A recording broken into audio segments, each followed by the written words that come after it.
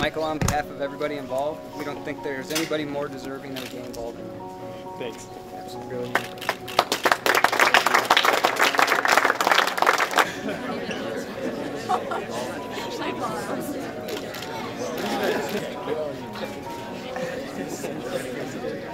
Hey, Kevin Brody. Nice to meet you.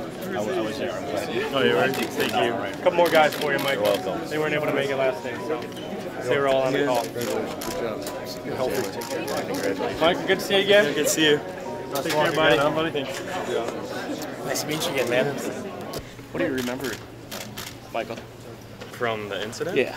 I don't know, I just remember being on the bus and waking up in the hospital after and getting told I passed out on the court, basically. Just thank you for everything they did, and they did a great job, and I'm just thankful to be here.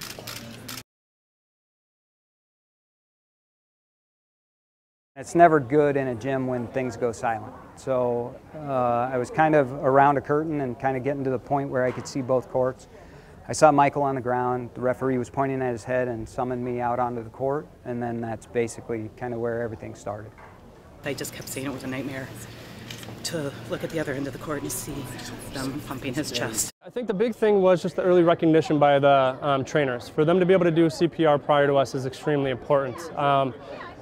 By the time we get called and we get dispatched and we get on scene, it's definitely a couple minutes that goes by. And every minute that goes by, you know, his heart isn't pumping if nobody's doing anything. So what they're able to do is, them doing early CPR allows them to deliver that oxygen-rich blood to his brain, and that's why we're having such positive results with Michael today, as you know, he had early CPR and early defibrillation.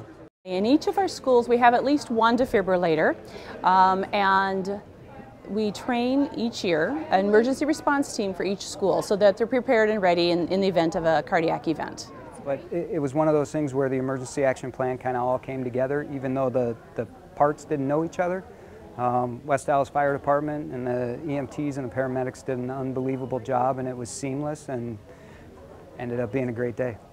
One of the questions we're sometimes asked is why schools, and an interesting statistic is that 20% of the U.S. population, both adults and children, are in a school at any time during the day. So it's a place for a lot of traffic, both children and adults. And there's a lot of people around, and you have a lot of people who are able to respond in emergencies. We didn't know why he had this arrest at the time, and so through subsequent evaluation, we found out that he has a heart condition that likely caused it. But the reason that he's walking out of the hospital today is because of the prompt response by the people that were available at the scene to recognize that he was in trouble and provide CPR promptly and get an AD ready and have it available for defibrillation. To Children's, which happened to be 10 minutes up the road. We usually don't play in this area, so to be close to this hospital and to have that trainer there who, all the doctors up on the trauma floor and all of his doctors said he got excellent CPR, and that made the difference.